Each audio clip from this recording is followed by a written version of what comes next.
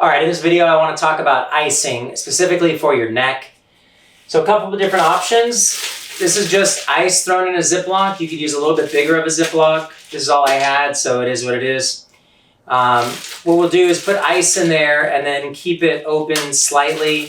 Press all the air out of there so it doesn't create a bunch of air pocket.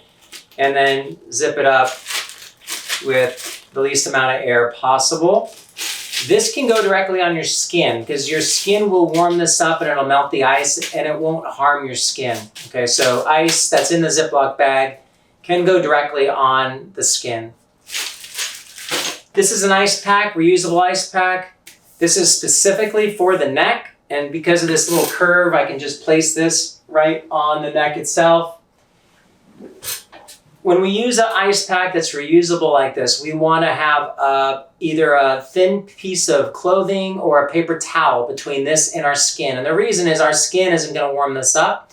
If our skin gets too exposed to this, it can cause a burn, like a cold burn. So I've seen it numerous times in 22 years, so we want to avoid that. So you just use a little bit of clothing in between this and your skin. There's an important thing to notice about ice is that ice goes through 4 stages. The first stage is that it's cold, of course, it's ice.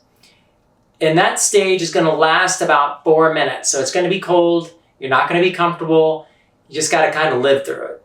Then stage 2, it's going to become very achy. And that's going to last for about a minute. So we're going to be at 4 minutes of cold, 1 minute of achy, and then for 1 minute, it's going to be burning. So it's going to feel very burny for just a minute.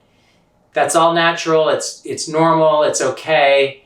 You just got to get through those first 6 minutes and then it'll become numb.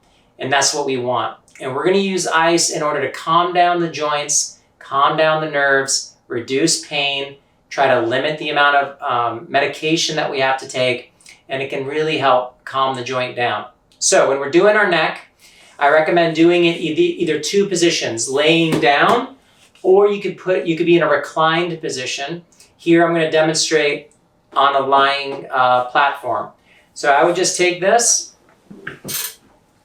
Again, I'm going to go on top of my clothes and I'm going to lay straight back, and I'm just going to let the ice do its magic, just like this.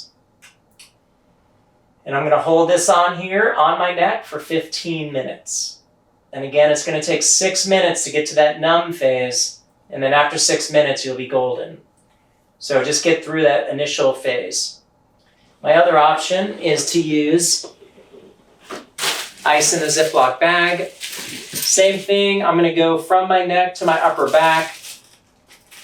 Even if your pain is off to the side, I always recommend icing directly on your neck because more than likely, that's where the pain is all coming from. That's the fire. We're going to try to put out the fire. All this other stuff is usually smoke. So we're going to put this directly on the neck. And I'm going to lay back. And I'm going to keep my knees up because having my knees up relaxes my neck a bit.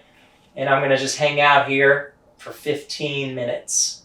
Again, I don't have to have anything in between my neck and the ice when it's natural ice.